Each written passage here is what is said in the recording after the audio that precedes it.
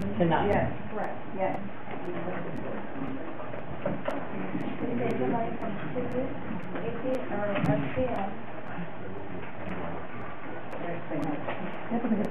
They were elected by the membership, only the membership. Yeah. No, not according to our bylaws. Okay. Let me think about this for a second here.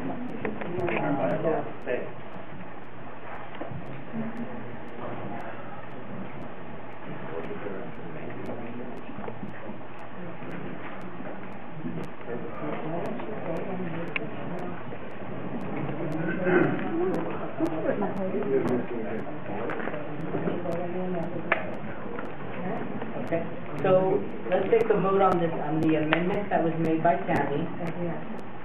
Can I get a second on the amendment? It's already been seconded, right? Discussion. What is the amendment? It's not really clear what the amendment is. I move to amend the motion to add. To be by a vote of the board Okay. and exclude Clark Champion. Okay, so the amendment is to the current motion. Let me rewind and start from the top. The initial motion was to place 3 board members, Chuck McGrady, Bob Almond, and Clark Champion, at an SGM, at the next SGM, for recall. That's the basis, the first basis, the foundation of the motion. There was an amendment to remove Clark Champion and do it by board vote. And it was seconded, and now we're up for discussion. Okay? So is everybody clear? Okay. The discussion. Anybody have a discussion on this motion? I can't take from the audience. Only from board members. Yes. I understand the purpose of the motion is that if we go the special general meeting route, there's expense. I'm sorry. I'm very sorry. If we go the special general meeting route, it would cost $8,000.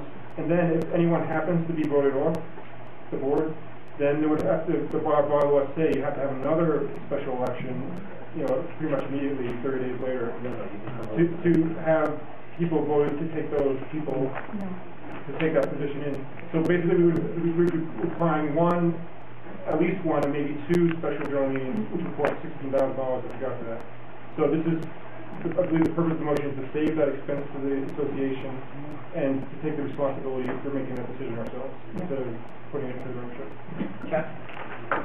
Right. 2 SGMs would not be required because our bylaws provide that new members of the board can be elected at the same SGM at which members are removed. Okay, fine. That's good. Okay. Any other discussion? Yes, sir. I believe in bylaws and states, and by the way, I'm glad you guys all read the bylaws so we can make that change there. But I'd like to know what one of those issues that we violated. Yes, please. The bylaws. Which one? Could you state the exact violation that the board member made? A board member who has violated the restricted covenants, bylaws, or rules and regulations. So it was the bylaws.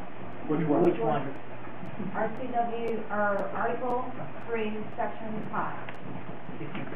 Oh, or Article 3, Section 19. Article 3, 19 section on voting on. Can we give you time out while I read it, or you guys going to tell me? Oh, no. Go ahead, read it. That the membership is 60% to vote on our dues and special assessment. Did I violate that? Yes. This is a board meeting. I'm going to ask no comments from the audience, please. Go ahead. Yeah, is that it? Okay, any other discussion? Yes, sir. I think what we're accused of is making a motion at a board meeting and voting at the board meeting. That's what we did. And now people are saying that I disagree with that vote, so your action as a board member in voting on that is now a violation of the bylaws. I don't make that connection. And